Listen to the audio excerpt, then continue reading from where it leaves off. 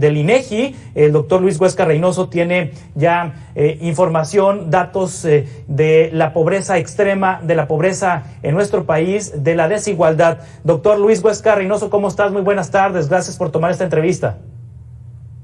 Gracias, Juan Carlos, a ti y a tu audiencia por invitarme y mostrar estos resultados de suma importancia. Sí, doctor Huesca, ¿cómo estaba la pobreza y la pobreza extrema en México antes de la pandemia? ¿Cómo está hoy durante la pandemia? Bien, claro, es importante, como bien lo has dicho, observar que el informe oficial de la medición de la pobreza que nos da el Consejo Nacional de Evaluación de la Política Social y Coneval lo han tardado en realizar porque hubo problemas por el INEGI para tener, como bien dijiste, la encuesta oficial de ingresos y gastos del 2020 por la pandemia.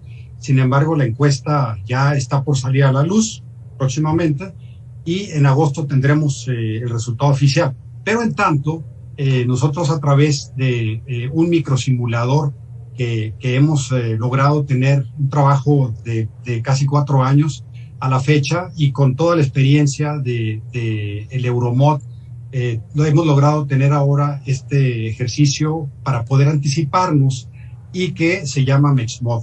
Lo tenemos aquí en CIAD y podemos pues anticiparnos a este resultado. Y como bien dices, pues la pobreza extrema casi podemos decir que se va a duplicar.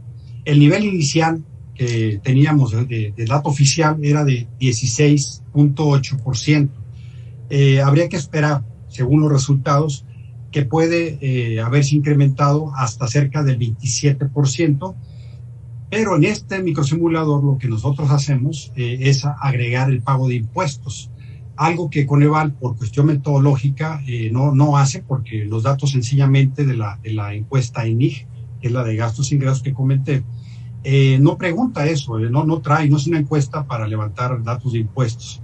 Pero este microsimulador que tenemos en nuestro centro permite hacerlo sin o con impuestos. Por lo tanto, si incluimos los pagos de impuestos especiales, los IEPS, así como también los del IVA, impuesto a valor agregado, que le pega más al bolsillo de los mexicanos más vulnerables o en situación de pobreza, pues la pobreza podría haber aumentado hasta cerca del 30%. Ese es el dato para pobreza extrema, Juan Carlos. Sí, 30% del total de los mexicanos. Sí, así es, efectivamente, estas son personas. Son sí, estamos hablando de cuántas personas. ¿Cuántos millones de personas estamos hablando? Claro, el porcentaje específico habría que calcular según los datos de la encuesta, así como, para hacerlo más preciso, con el dato censal, hablamos de casi 129 millones de mexicanos, y tenemos que son alrededor de 430,000 mexicanos en pobreza que estarían pues en esta condición. O sea, de alrededor de 220,000 brincaría a 430,000 mexicanos en pobreza extrema. En pobreza extrema. Sí. Así ahora, es. En pobreza general, ¿en qué nivel estamos, Luis Huesca? Antes de la pandemia y ahora después, durante y después de la pandemia. Claro, el mismo Coneval nos informa que en la medición de la pobreza hay que tenerla muy clara porque se realiza, es un conjunto total de pobres y hace una medición que se llama multidimensional. Nosotros, para ponerlo bien claro, estamos midiendo la pobreza por ingresos, no la multidimensional. La pobreza multidimensional tiende siempre a ser más baja, más reducida, por la cuestión de que se incluyen pues aspectos de carencias, ¿no? de derechos sociales, como acceso a la salud, acceso a la educación, acceso a una vivienda digna, con todos los servicios, etcétera. Entonces, también incluye la pobreza multidimensional el dato del ingreso. Pero de cualquier manera vamos a esperar un brinco muy fuerte. Entonces, el dato de la pobreza total, estaríamos hablando de que 48.8% ya estaban en esta condición en el año 2018.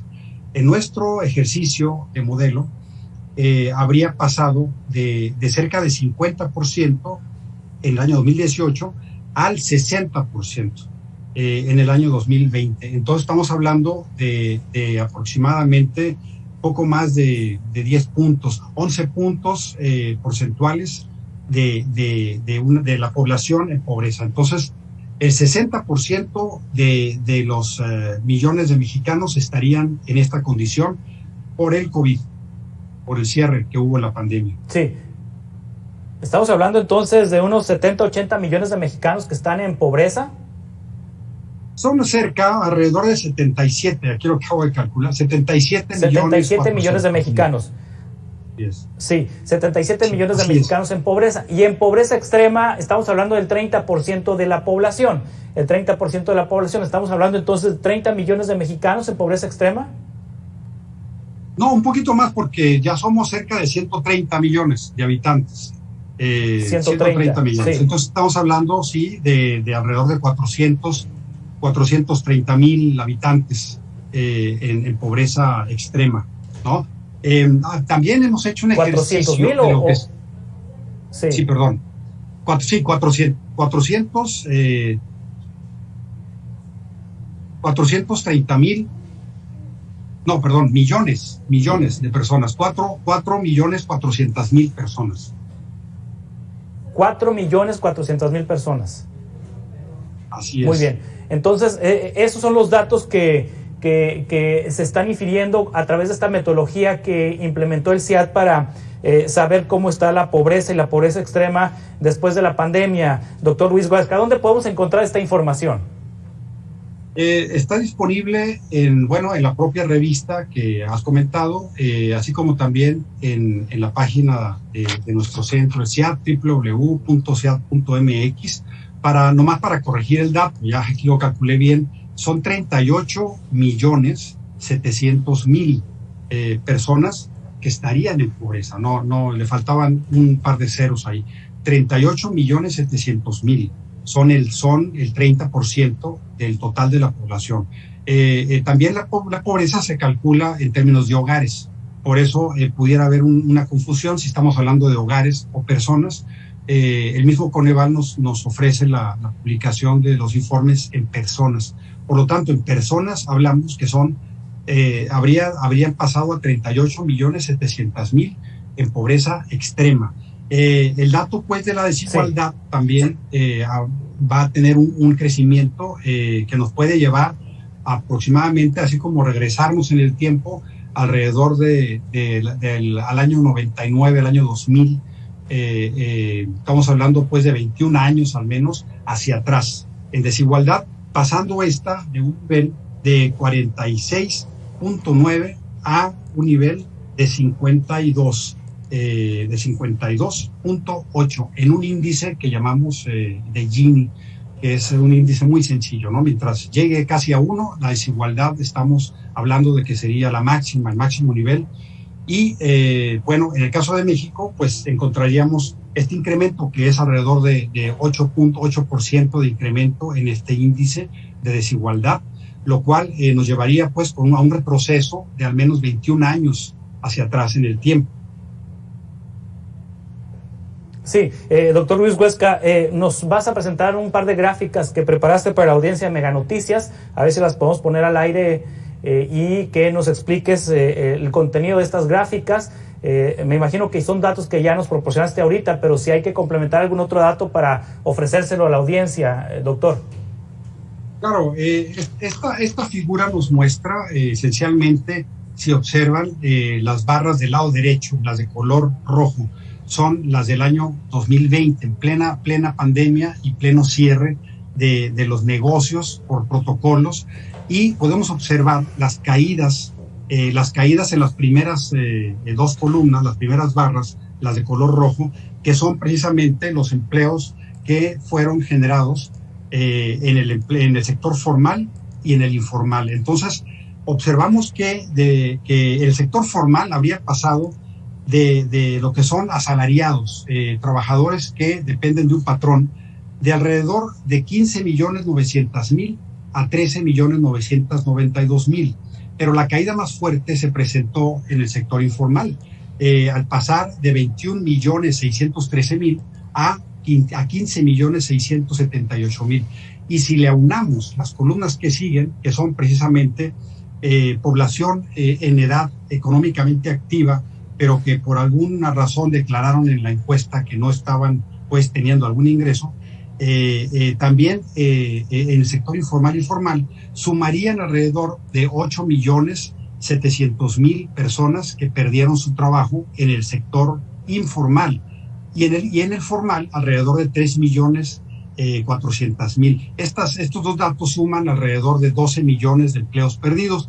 Es un dato que está sumamente ligado al dato que nos ofrece un colega del Banco de México, que es Gerardo Esquivel, y que también estuvo haciendo cálculos similares a los nuestros. Por lo tanto, va muy en línea a los datos que nos ofrece Gerardo Esquivel. Y en esencia, también comentar que realmente el problema no fue el desempleo. El problema en México fue la inactividad. Es decir, personas que suspendieron su actividad, pero que dejaron de tener ingresos. Sí, con esta idea nos quedamos, doctor Luis Huesca, y la invitación a la audiencia para que entre a la página de internet del CIAT a fin de que conozca los resultados de este estudio. Doctor Luis Huesca, investigador del CIAT, muchas gracias por tomar esta entrevista. Estamos en contacto. Hasta luego, saludos a la audiencia, que estén bien. Hasta pronto. Continuamos con más noticias en 2 minutos.